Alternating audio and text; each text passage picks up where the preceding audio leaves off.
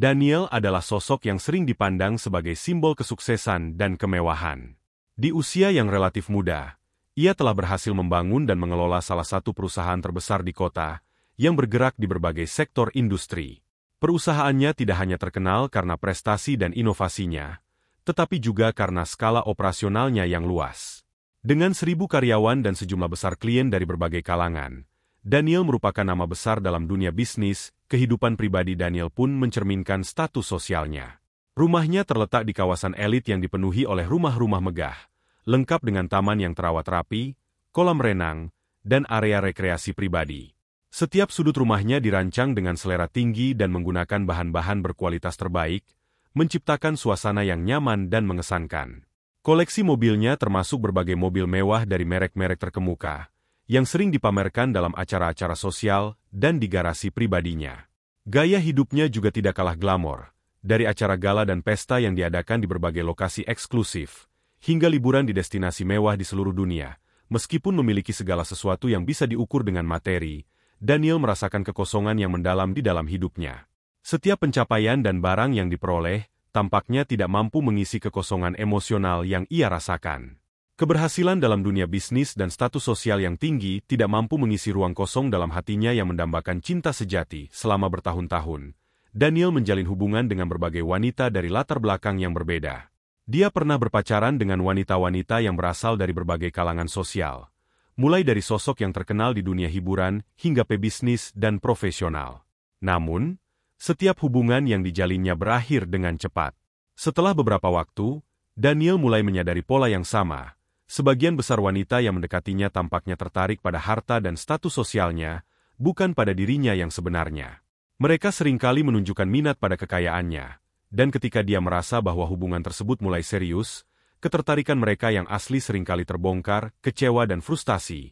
Daniel merasa bahwa pencarian cintanya selama ini hanya berujung pada kebohongan dan kepalsuan. Ia mulai meragukan apakah ada wanita yang benar-benar dapat mencintainya tanpa terpengaruh oleh status sosialnya. Rasa putus asa ini mendorongnya untuk berpikir bahwa dia perlu mencari cara baru untuk menemukan cinta yang tulus. Daniel memutuskan untuk merancang sebuah rencana yang sangat tidak biasa dan penuh risiko. Ia ingin menyamar sebagai tukang parkir di kantornya sendiri, tempat di mana ia bisa berinteraksi dengan wanita tanpa mereka mengetahui siapa dirinya yang sebenarnya.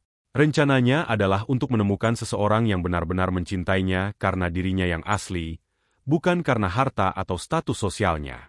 Dengan menyamar sebagai tukang parkir, Daniel berharap dapat menghindari segala bentuk penilaian berdasarkan kekayaannya dan mencari cinta yang murni dan tulus dalam persiapan rencananya. Daniel tidak hanya memikirkan tentang bagaimana menyamarkan identitasnya, tetapi juga bagaimana caranya agar rencananya tidak ketahuan oleh para karyawan atau pihak lain di perusahaan. Dia membeli seragam tukang parkir yang tampak lusuh dan sepedanya yang tua, sehingga penampilannya benar-benar sesuai dengan karakter yang ia rencanakan. Daniel juga meminta bantuan beberapa staf kepercayaannya untuk menjaga rahasia ini, memastikan bahwa tidak ada yang mengetahui identitas sebenarnya dari tukang parkir baru di kantor tersebut. Dengan semua persiapan yang telah dilakukan, Daniel merasa siap untuk menjalankan rencananya. Meskipun dia tahu bahwa ini adalah langkah besar dan berisiko, dia yakin bahwa hanya dengan cara ini dia bisa menemukan cinta sejatinya, cinta yang tidak terpengaruh oleh kekayaan atau status sosialnya. Daniel berharap bahwa usaha dan kesabarannya akan membuahkan hasil, dan bahwa dia akan akhirnya menemukan seseorang yang benar-benar mencintainya, karena siapa dirinya yang sebenarnya. Pagi hari pertama Daniel menjalani penyamaran sebagai tukang parkir dimulai dengan suasana yang sangat berbeda dari kehidupannya yang biasa. Di luar jendela apartemennya yang mewah, terbit matahari di atas kota yang ramai. Daniel bangun pagi-pagi sekali, lebih awal daripada biasanya, dan mempersiapkan diri untuk hari yang penuh tantangan. Ia mengenakan seragam tukang parkir yang lusuh dan terkesan murahan, baju kemeja biru pudar dan celana kaki yang sedikit usang.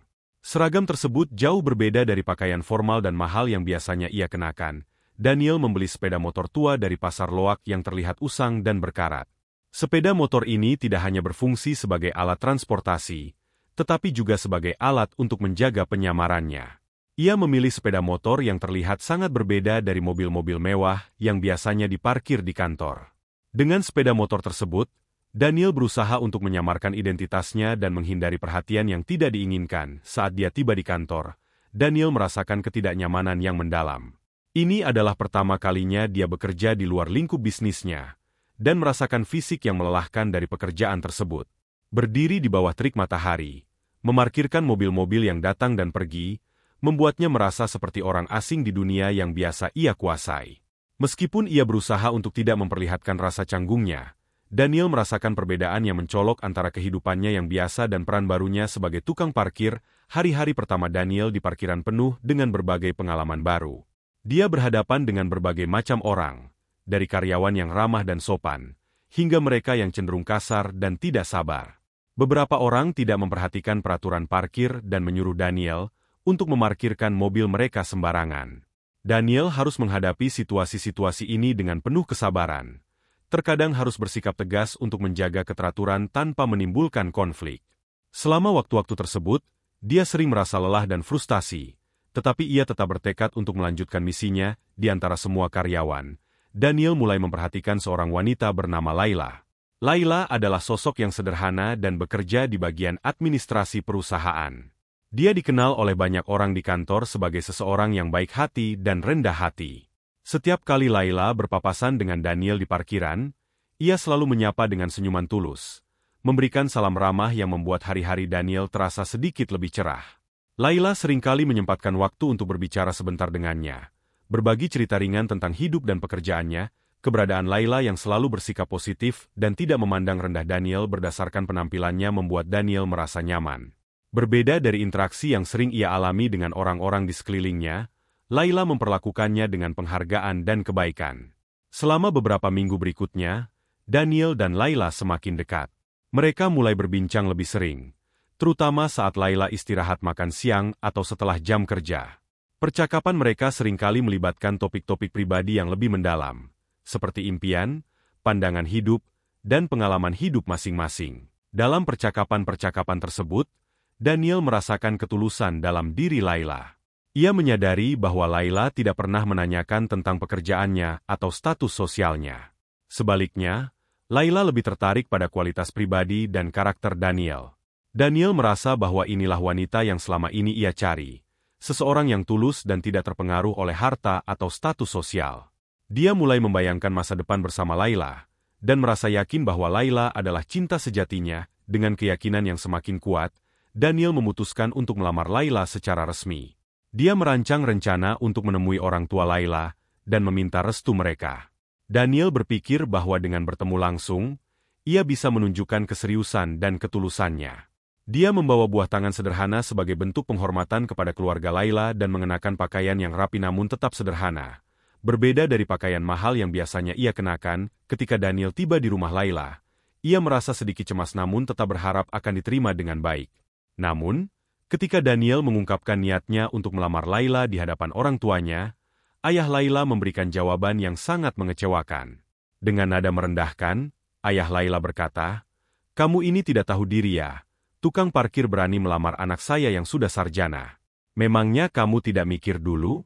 Sana cari yang setara dengan pekerjaanmu." Kata-kata tersebut menghancurkan hati Daniel. Ia merasa sangat terluka dan tidak dihargai. Perasaan itu semakin mendalam ketika ayah Laila menambahkan, "Kamu pikir anak saya ini bisa hidup dengan apa? Kamu tidak punya masa depan yang jelas. Dia layak mendapatkan seseorang yang bisa memberinya kehidupan yang lebih baik." Setelah mendengar kata-kata tersebut, Daniel merasa hatinya remuk dan harapannya hancur. Ia merasa bahwa semua usaha dan pengorbanannya selama ini sia-sia. Dengan perasaan penuh kecewa dan sakit hati, Daniel memutuskan untuk mengakhiri penyamarannya dan kembali ke kehidupan lamanya sebagai seorang pengusaha besar. Dia merasa bahwa penyamaran tersebut tidak membuahkan hasil yang diharapkan dan hanya menambah rasa sakit hati yang sudah ada. Ketika Daniel kembali ke posisinya sebagai bos besar di perusahaan, dia mencoba untuk melupakan pengalaman tersebut dan fokus pada pekerjaannya. Meskipun dia kembali menjalani kehidupan kemewahannya, rasa sakit dari penolakan dan hinaan tersebut tetap membekas dalam dirinya. Kecewa dan frustasi yang dirasakannya membuatnya semakin yakin bahwa dia harus mencari cara lain untuk menemukan cinta sejatinya. Meskipun hatinya masih penuh luka setelah kembali ke posisinya sebagai bos besar di perusahaannya, Daniel merasa seperti memasuki dunia yang sama sekali berbeda. Kehidupan kemewahan yang biasanya menyenangkan kini terasa kosong dan penuh kepahitan. Setiap hari, meskipun ia dikelilingi oleh kesuksesan dan fasilitas yang melimpah, hatinya dipenuhi oleh kenangan dan luka yang mendalam dari pengalaman dengan Laila. Dia berusaha keras untuk melupakan kejadian yang menyakitkan, tetapi rasa sakit dan kekecewaan selalu kembali setiap kali ia memikirkan Laila dan bagaimana hubungan mereka berakhir. Hari-hari berlalu dengan cepat, dan Daniel kembali terjebak dalam rutinitas pekerjaannya yang padat. Meski bisnisnya berkembang pesat dan ia terus memimpin perusahaan dengan tangan yang kokoh, hatinya terasa berat. Ia seringkali terjaga larut malam, memikirkan bagaimana segala sesuatunya bisa berbeda jika saja Laila tidak menolak dan ayah Laila tidak merendahkan dirinya. Rasa kehilangan dan kesedihan itu seringkali membuatnya merasa terasing di dunia yang dulunya ia kuasai dengan sangat baik. Suatu hari, perusahaan mengadakan rapat penting yang melibatkan semua pegawai, termasuk Laila. Rapat ini adalah acara besar yang membahas strategi perusahaan untuk tahun mendatang. Daniel, yang tidak ingin lagi mengingat masa lalunya, memutuskan untuk menghadiri rapat tersebut dan mengikuti prosesnya dengan seksama. Dalam rapat itu, ia duduk di posisi VIP di depan ruangan, memastikan bahwa semua detail disampaikan dengan jelas. Ketika Laila memasuki ruang rapat, dia tidak segera mengenali Daniel yang berada di sana. Sambil berjalan menuju tempat duduknya, Laila melihat Daniel yang duduk di depan ruangan. Ketidaktahuannya membuatnya berpikir bahwa Daniel hanya seorang pegawai yang tidak memiliki peran penting. Dengan nada sinis dan penuh keheranan, Laila mendekati Daniel dan berkata, "Mas, lagi ngapain di sini? Ini ada rapat penting. Bukannya jaga parkir." Suasana di ruang rapat mendadak menjadi canggung. Daniel hanya tersenyum dengan tenang, berusaha tidak menunjukkan betapa terluka hatinya. "Maaf, saya hanya ingin mendengarkan rapat," jawabnya dengan nada lembut. Meskipun dia mencoba untuk tetap tenang, kata-kata Laila menggigit tajam dan memicu perasaan lama yang belum sepenuhnya sembuh. Manajer Laila, yang saat itu sedang berdiri di dekat pintu, segera mendengar percakapan tersebut. Dia menatap Laila dengan ekspresi marah dan merasa perlu untuk bertindak. Dengan nada tegas dan suara keras, manajer tersebut memarahi Laila di depan semua orang. "Kamu itu sopan sedikit. Berani-beraninya kamu menghina bos kita. Kamu tidak tahu siapa dia? Dia itu bos kita." Semua mata di ruang rapat tertuju pada Laila. Suasana menjadi sangat tegang. Wajah Laila berubah pucat, dan ia merasa sangat malu. Kejadian tersebut bukan hanya merusak reputasinya di mata rekan-rekan kerjanya, tetapi juga menambah rasa malu dan penyesalan dalam dirinya. Dia merasa bahwa semua tindakan dan perkataannya selama ini telah menjadi kesalahan besar yang tak bisa diperbaiki. Setelah rapat selesai, Laila dengan cepat mendatangi Daniel dengan langkah gemetar dan wajah penuh penyesalan. "Saya benar-benar tidak tahu, Pak Daniel. Maafkan saya atas segala perkataan saya," katanya dengan suara yang hampir tidak terdengar. Daniel hanya tersenyum dengan penuh kesabaran dan menjelaskan niatnya yang sebenarnya. "Tidak ada masalah, Laila. Saya hanya ingin mencari seseorang yang tulus mencintai saya tanpa memandang status sosial. Saya berharap kamu bisa memahami itu." Laila merasa sangat malu dan menyesal setelah mendengar penjelasan Daniel. Ia menyadari betapa besar kesalahannya dan betapa pentingnya tindakan yang selama ini dianggap sepele oleh dirinya. Rasa penyesalan membuatnya merasa sangat kecil di hadapan Daniel, yang telah memperlakukannya dengan hormat meskipun ia tidak layak mendapatkan perlakuan seperti itu. Ketika mereka keluar dari gedung kantor, Daniel melihat Laila berdiri menunggu taksi di pinggir jalan di tengah hujan deras. Hujan turun deras, dan Laila tampak basah kuyup serta kedinginan. Melihat situasi tersebut, hati Daniel merasa tergerak untuk membantu. Tanpa berpikir panjang, Daniel menghampiri Laila dan menawarkan bantuan. "Biarkan saya antar kamu pulang, Laila," kata Daniel dengan nada lembut sambil membuka pintu mobilnya. Laila, yang awalnya merasa tidak enak dan malu, akhirnya menerima tawaran tersebut dengan rasa terima kasih. Sepanjang perjalanan, mereka tidak banyak berbicara. Suasana di dalam mobil terasa penuh ketegangan dan penyesalan. Daniel tetap fokus pada jalan, sementara Laila duduk dengan kepala tertunduk, merasakan betapa besar kesalahannya. Sesampainya di rumah Laila, ayahnya, yang sebelumnya menghina Daniel, kini bersikap sangat sopan dan penuh penyesalan. "Mas Daniel, saya mohon maaf atas ucapan saya waktu itu. Kalau bisa, lamarlah anak saya. Saya terima kok. Kalau bisa buru-buru nikah saja." Daniel menanggapi permintaan itu dengan ketenangan yang luar biasa. "Maaf, Pak. Dulu saya sudah ditolak. Jadi saya urungkan niat saya." Ayah Laila mencoba meminta maaf sekali lagi dengan nada memohon. "Maaf ya, Mas. Dulu saya tidak tahu kalau Masnya orang kaya." Namun, Daniel hanya tersenyum dengan lembut dan berkata, "Tidak apa-apa, Pak.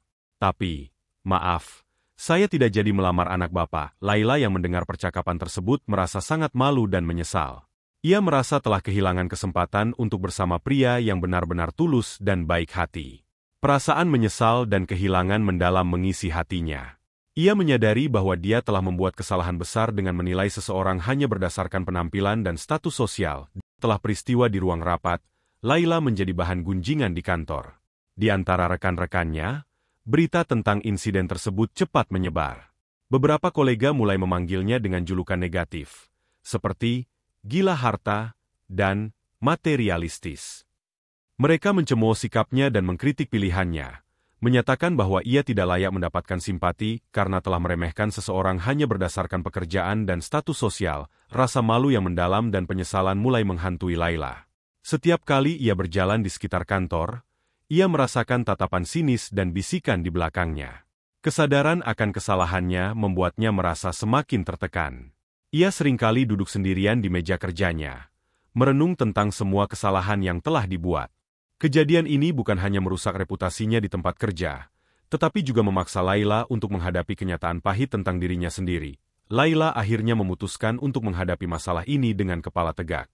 Dia meminta maaf secara terbuka kepada rekan-rekannya, menjelaskan betapa menyesalnya ia atas tindakan dan kata-katanya. Ia mengatakan bahwa ia telah belajar pelajaran berharga tentang menghargai orang lain tanpa memandang penampilan atau status sosial. Dengan penuh kerendahan hati, Laila berusaha memperbaiki citranya dan menjalin hubungan yang lebih baik dengan koleganya di rumah. Laila berbicara dengan keluarganya tentang perasaannya dan kejadian yang terjadi di kantor.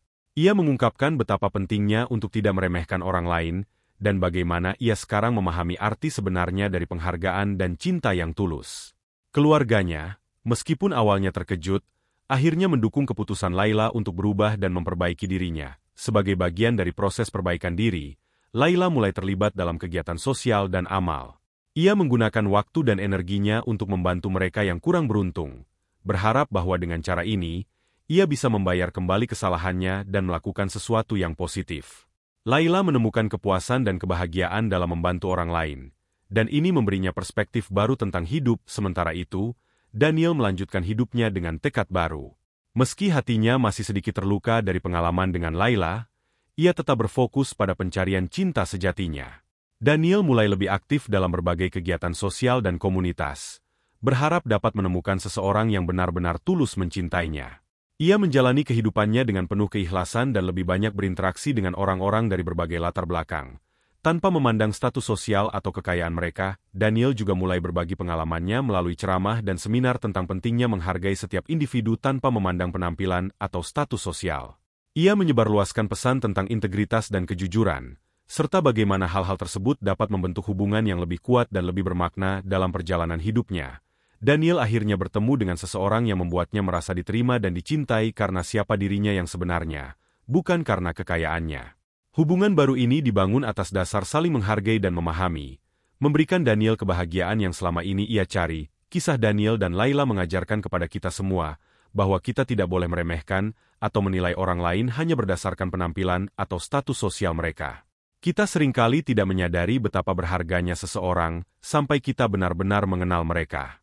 Meskipun Laila dan Daniel mengalami banyak kesulitan dan kesedihan, mereka belajar untuk menghargai nilai-nilai yang lebih dalam dari hubungan manusia dan bagaimana pentingnya sikap tulus dalam setiap interaksi. Dengan pelajaran yang dipetik dari pengalaman mereka, baik Laila maupun Daniel berusaha untuk menjadi pribadi yang lebih baik dan lebih memahami, mengingatkan kita semua untuk tidak hanya melihat permukaan, tetapi juga menghargai esensi dari setiap individu yang kita temui dalam hidup.